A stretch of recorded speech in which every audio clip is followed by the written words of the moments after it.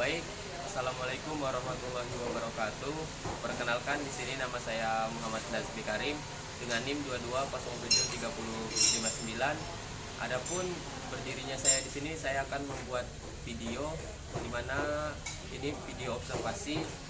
Tujuan saya membuat video ini yaitu untuk melengkapi salah satu tugas mata kuliah saya, yaitu mata kuliah Teknologi Ototronik dengan dosen pengampu Bapak Wagino SPD MPDT. Kemudian topik yang akan saya bahas pada kesempatan kali ini yaitu ada 3 topik. Yang pertama yaitu ada transmisi otomatis CVT, kemudian ada SRS airbag, selanjutnya ada sistem EPI. Nah, baik, sebelum kita masuk ke materi kita, di sini saya berada di suatu bengkel, yaitu bengkel Karim Service yang beralamat di Asrama Haji Itamin. Baiklah, langsung saja masuk ke materi yang pertama, yaitu mengenai SRS airbag.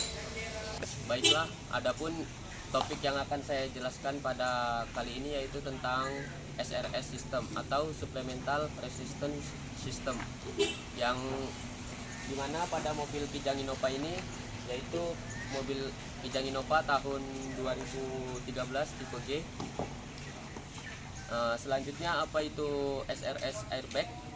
Yaitu adalah suatu keselamatan atau keamanan bagi seorang pengemudi maupun pengendara, di mana untuk agar tidak mengurangi terjadinya resiko kecelakaan pada saat berkendara maupun berjalan di suatu jalanan. Selanjutnya, airbag ini termasuk salah satu keselamatan pasif, di mana dia itu menghindari bukan keselamatan aktif. Adapun komponen-komponennya itu pada SRS airbag ini. Selanjutnya, adapun di mana itu letak-letak pada SRS airbag.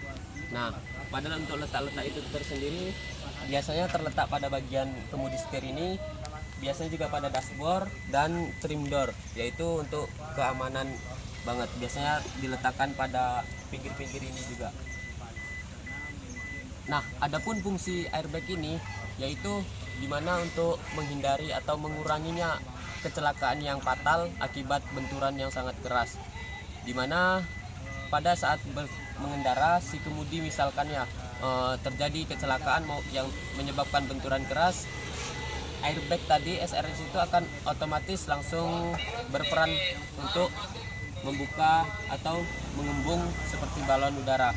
Nah, pada airbag ini itu prinsip kerjanya ada di depan nanti sensornya. Jadi sensor itu apabila terjadi benturan keras, sensor tersebut akan otomatis memberikan sinyal kepada ECU, kemudian ECU akan mengolah data dan memerintahkannya pada aktuatornya, yaitu airbag ini tadi, untuk melakukan kerja, di mana kerjanya itu akan mengembang untuk menghindari si pengemudi maupun penumpang dari kecelakaan yang cukup fatal. Selanjutnya, pada keselamatan pasif ini selain airbag, ada juga terdapat yaitu seatbelt. Ini dia bentuk seatbelt, gambaran seatbelt maupun postur seatbelt. Nah, adapun seatbelt ini cara pemakaiannya yaitu dengan cara memasangnya, meletakkannya pada di sini ada knocknya, letakkan di situ. Nah, kemudian itu pada seatbelt ini memiliki cara kerja di mana tadi saat ditarik kan kita seperti biasa saja, tidak mengencang. Tetapi pada saat kita terjadinya kecelakaan benturan keras, otomatis seatbelt ini akan memiliki peran penting, di mana dia akan menahan atau menahan si pengemudi maupun penumpang agar tidak terjadi benturan yang tidak diinginkan yang menyebabkan terjadinya kecelakaan yang cukup fatal maupun. Adapun letaknya seatbelt yaitu pada setiap pengemudi maupun penumpang. Ini yang pertama, ada di sini ada seatbelt, kemudian di sini juga ada terdapat seatbelt, di sebelah sana juga pasti terdapat seatbelt. Untuk cara pemakaiannya ataupun penggunaannya itu sama saja, tinggal tarik dan letakkan pada knocknya itu di situ. Baiklah, mungkin hanya sekian penyampaian saya tentang materi dari SRS airbag, yaitu supplemental resistance system yang telah saya jelaskan. Selanjutnya di sini kita akan memasuki pada materi tentang transmisi otomatis. Di sini saya akan melanjutkan untuk menjelaskan tentang materi, yaitu dari transmisi otomatis. Dimana transmisi otomatis ini yang komponennya, yaitu yang komponen pentingnya atau komponen utamanya itu adalah torque converter atau pengubah torsi ataupun puntiran. Selanjutnya ada hydraulic control unit, kemudian ada planetary gear. Nah, adapun selanjutnya bagaimana cara pengoperasiannya pada transmisi otomatis ini bisa kita dilihat. Ini adalah bentuk dari cara pengoperasian transmisi otomatis. Dimana di sini transmisinya itu tidak menggunakan lagi pedal kopling atau sudah tidak ada lagi pedal koplingnya. Di sini bisa dilihat berbeda jauh dengan transmisi manual. Pada transmisi manual bisa kita lihat biasanya terdapat di sini perbedaannya atau prosedur tata cara untuk mengubah handle pengoperasiannya. Nah, berikut ini adalah petunjuk untuk cara pengoperasiannya. Baiklah, selanjutnya di sini yaitu saya tadi akan menjelaskan bagaimana cara pengoperasiannya pada transmisi otomatis. Nah, pada handle transmisinya atau tuasnya di sini telah diposisikan kepada posisi parkir, yaitu posisi P atau parkir itu dimana mobil berada pada posisi berhenti. Nah, seperti mobil sekarang ini, mobil sedang diam, yaitu kita akan dioperasikannya ke posisi parkir. Yang selanjutnya itu R atau reservoir, yaitu posisi mundur. Untuk memundurkan suatu kendaraan pada mobil ini, pada transmisi otomatis, kita pindahkan tuas ini ke posisi R untuk melakukan mundur. Selanjutnya ada netral atau N. Di sini pada posisi N yaitu netral. Posisi netral ini yaitu posisi di mana saat mobil itu dihidupkan dalam tidak adanya sambungan pada transmisi di dalam housing transmission.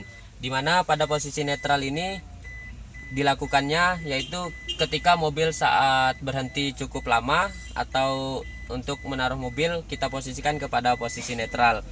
Nah, selanjutnya posisi L. Di sini bisa dilihat posisi L itu kegunaannya pada posisi L biasanya itu untuk kita mobil seperti pada jalan tanjakan. Nah, kan membutuhkan beban yang cukup besar atau membutuhkan tenaga yang cukup besar. Jadi posisikan tuas ini pada posisi L. Dia bisa berjalan merayap atau berjalan cuman jalannya pelan gitu. Seperti kalau misalnya pada transmisi manual itu pada gigi 1. Nah, biasanya itu RPM-nya sekitar 20 sampai kecepatan 40, itu biasanya gigi pada untuk yang L.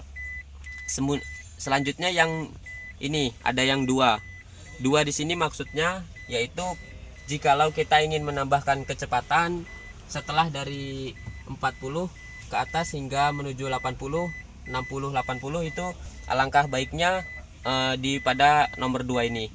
Mengapa begitu? Karena dengan putaran mesin yang stabil, yang enak untuk di keadaan kondisi jalan yang pas, seperti contoh jalannya itu pada kayak kalau kita di Padang ini seperti di bypass. Nah, itu apabila kayak ada kadang cepat, kadang macet, kadang bisa pelan, kadang cepat. Nah, itu langkah baiknya kita letakkan pada di nomor 2 ini. Begitu pula dengan yang D3 ini. Maksudnya D3 ini itu untuk kecepatan yang di atas rata-rata.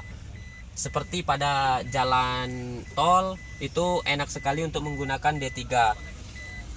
Karena kenapa kita menggunakan ini? Karena kecepatan pada RPM di sini itu telah di atas 80.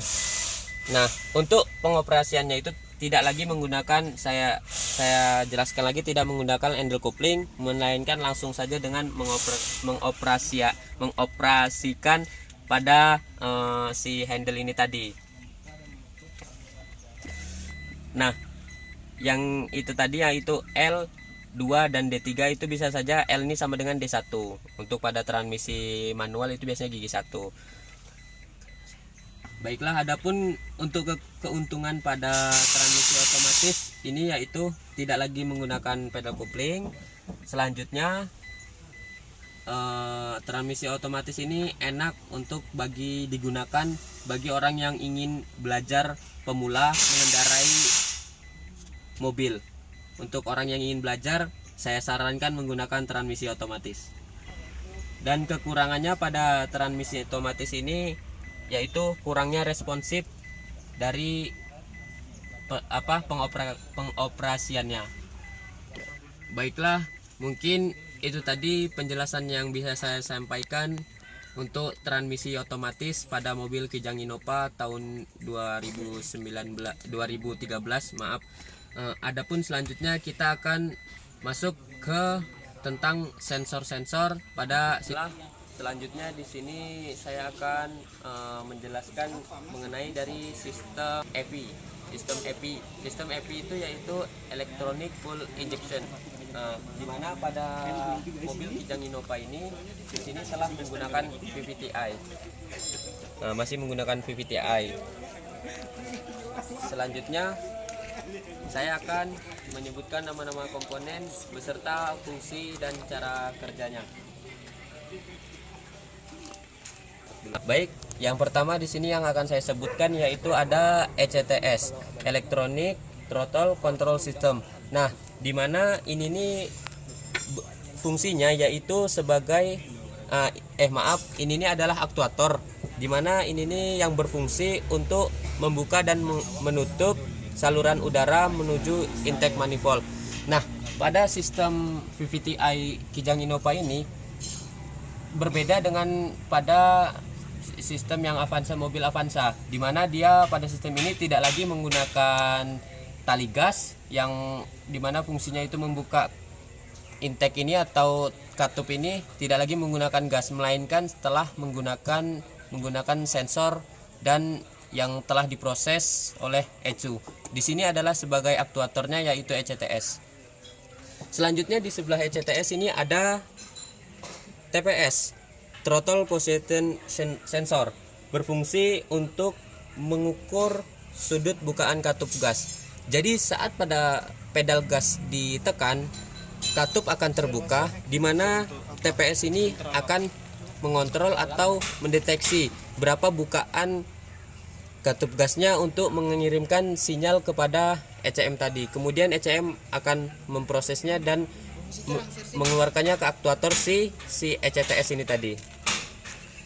Selanjutnya ada oksigen sensor. Nah, pada oksigen sensor ini terletak di dalam ini, di mana fungsi dari oksigen sensor itu yaitu menentukan seberapa besar emisi yang akan dikeluarkan dari mesin menuju ke pembuangan atau knalpot.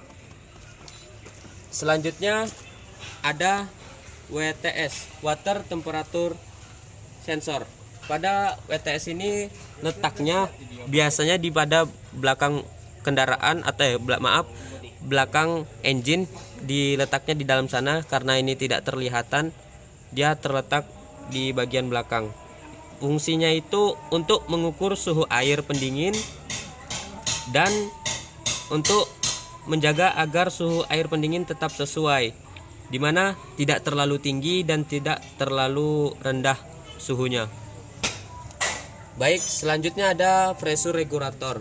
Nah, pada selang pressure regulator ini berfungsi untuk menjaga tekanan agar tetap stabil. Tekanan yang dimaksud adalah tekanan bahan bakar sesuai dengan kebutuhan oleh mesin berdasarkan kevakuman pada intake, saluran intake itu tadi.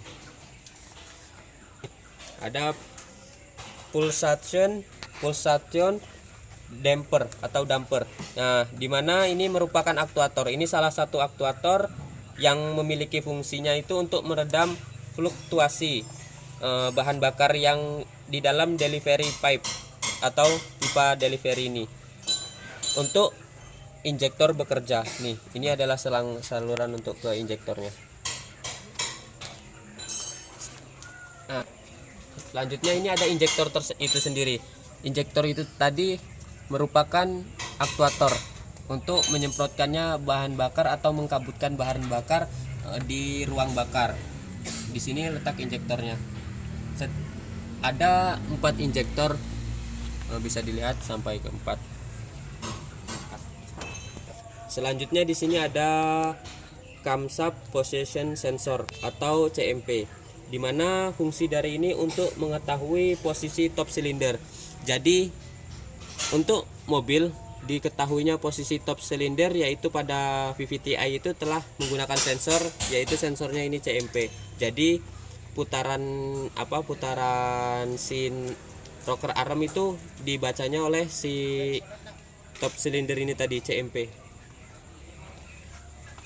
Ada aktuatornya, yaitu yang selanjutnya ada coil. Coil ini berfungsinya untuk membesarkan arus untuk diberikannya ke busi atau spark untuk menghasilkan tegangan tinggi. Nih, dimana satu coil melayani satu busi.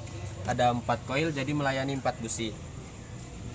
Selanjutnya di sini ada CMP. CMP di bawah sini sensornya. Nah, kan dikarenakan tidak kelihatan, dia ini soketnya. Ini soket dari CKP, yaitu crankshaft position sensor, di mana berfungsi untuk mengetahui seberapa cepat laju mesin, atau untuk nanti pada RPM ada di dashboard untuk seberapa tahu cepatnya RPM. Nah, selanjutnya di sini ada MAF, yaitu mass airflow, di mana MAF ini berbeda dengan si mobil Avanza. Pada mobil Innova ini telah menggabungkan 2 sensor dalam satu, yaitu menggabungkan 2 sensor MAP sama IAT. Di sini berbeda dengan pada mobil Avanza, dia masih tidak digabungkan atau dipisah.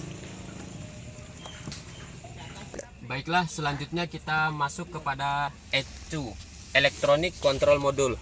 ECU ini berperan sangat penting banget, di mana ECU ini menjadi otak dari semua sensor untuk mengolah data atau memproses data, lalu si aktuator itu bekerja. Nah, pada ECU ini bisa dilihat posisi seperti ini, banyak sekali kabel-kabelnya. Di sini tadi fungsi ECU itu yaitu untuk memproses data atau mengolah data yang telah dideteksi oleh si sensor-sensor, kemudian dikirimkan ke ECU. ECU akan memerintahkan si aktuator tadi untuk bekerja. Selanjutnya di sini ada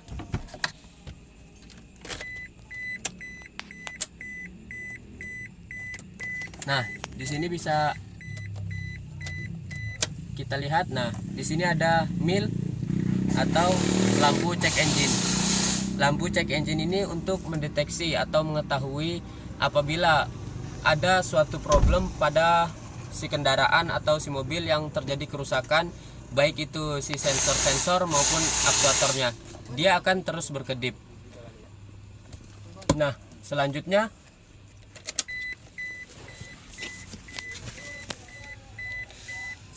ini ada DLC. Ini tadi gimana cara kegunaannya? DLC ini untuk menyambungkannya dengan scan tool. Nah, fungsinya di situ nanti kita apabila kita ingin ada kerusakan kemudian ingin memperbaikinya tanpa susah-susah harus langsung membongkarnya, kita langsung saja untuk nyambungkan DLC ini dengan scan tool untuk memeriksa kerusakan. Dan fungsi DLC ini juga untuk mereset si otak tadi, si ECU, untuk mengembalikannya ke normal atau ke utama. Baiklah, itu tadi adalah beberapa penjelasan dari saya mengenai sistem EV, Electronic Fuel Injection, yang telah saya jelaskan pada video barusan. Baiklah, di sini berdirinya saya di sini langsung saja. Di sini saya akan mewawancarai seseorang yang spesial, yaitu yang pemilik bengkel sendiri itu langsung, di mana Bang Arik sebagai pemilik bengkel pada bengkel Arik Servis ini. Baiklah, di sini saya telah menyiapkan beberapa pertanyaan buat Bang Arik. Adapun pertanyaan tersebut tersebut nih Bang Arif. Jadi ini pada pertanyaan tentang materi yang saya jelaskan sesuai dengan yang ada di mata kuliah. Yang pertama ini Bang Arif ada mengenai SRS Bang Arif. Jadi Bang, ini jika SRS drive airbag ini telah digunakan pada mobil, apakah untuk benturan atau kecelakaan itu terjadi yang telah terjadi, jadi berikutnya SRBag itu bekerja atau perlunya pergantian? Kalau itu biasanya terjadi kalau telah terjadi ketabrakan atau kecelakaan, itu tuh biasanya sekali pakai aja. Setelah dia muncul balonnya, itu tidak bisa digunakan lagi SRS airbagnya lagi. Lebih baik itu diganti baru lagi. Yang biasa itu terjadi yang Bang temui. Oh, jadi saya paham yang disampaikan oleh Bang Arif. Terima kasih Bang Arif. Sini ada lanjutan lagi nih, pertanyaan yang kedua Bang Arif mengenai sistem EPI. Jadi pada sistem EPI ini Bang, ada pertanyaan yang saya ingin tanyakan kepada Abang. Apabila mobil kendaraan kerusakan yang sering Abang temui di bengkel Abang ini, bengkel Bang Arif sendiri, pada sistem bahan bakar EPI ini dari apanya yang sering terjadi kerusakan atau kelemahan, dari sensor maupun alternatornya? Itu biasanya terjadi itu sensor CKP yang mulai lemah. Sensor CKP itu terkadang dia hidup pagi susah. Terus ketika dibawa jalan udah beberapa jam untuk perjalanan, itu tuh biasanya kadang-kadang mati sendiri mobil. Itu terpaksa lagi dimatikan mobilnya, lalu di start lagi baru bisa hidup ya. Itu terjadi misalnya sensor CKP-nya udah lemah. Terus kalau misalnya sistem bahan bakarnya itu saringan bahan bakarnya itu udah mulai mampet atau macet lah, bahan bakarnya menuju ke mesinnya, itu biasanya diganti saringan minyaknya aja. Kalau untuk usia dari pompa bahan bakarnya itu tuh ada sekitaran 200 km lah. Itu tuh udah bisa untuk mengganti pompa minyaknya. 200 km. Iya. Pokoknya penggantian servis bakalannya sekitaran 5 tahun. 5 tahun itu udah banyak yang kendala tuh di mobil itu patut diganti semuanya kalau bisa sini. Terima kasih Bang, jawabannya cukup jelas menurut saya dan bisa untuk dipahami. Saya mengerti Bang. Selanjutnya nih pertanyaan terakhir buat Bang Ari. Adapun pertanyaannya tentang CVT Bang, yang terakhir ini. Jadi pada pertanyaan ini Bang, apa sih fungsi pada simbol persneling yang simbol S dan simbol L terhadap kendaraan metik Bang? Seperti pasti Bang Ari pernah menjumpai mobil dengan persneling metik, namun ada S, ada L, tidak hanya D saja.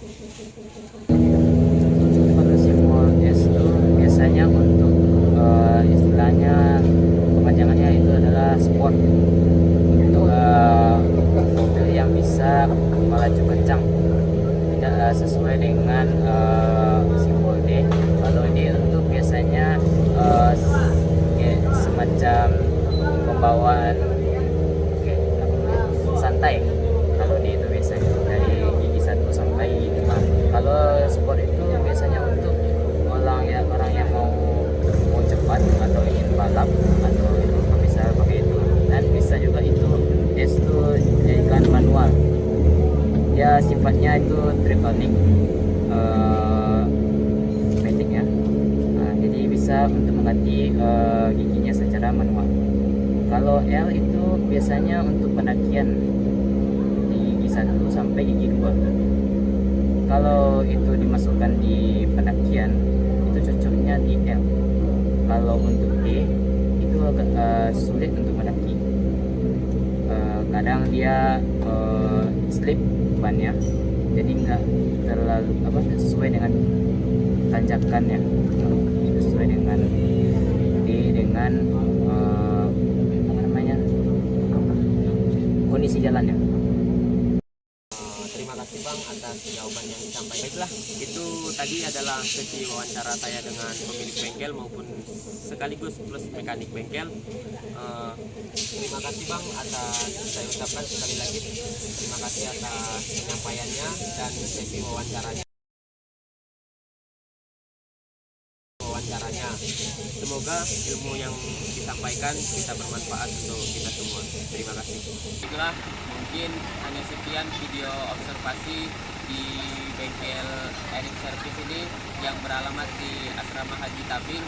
Adapun topik yang saya observasikan tadi yaitu mengenai tentang SRS airbag, kemudian ada EV sistem EV, kemudian selanjutnya yang terakhir itu ada transmisi otomatis. Saya mengucapkan banyak-banyak terima kasih. Saya juga mengucapkan banyak-banyak mohon maaf apabila ada salah kata maupun perbuatan saya atau tindakan yang kurang berkenan pada video observasi saya. Saya akhiri. Wassalamualaikum warahmatullahi wabarakatuh.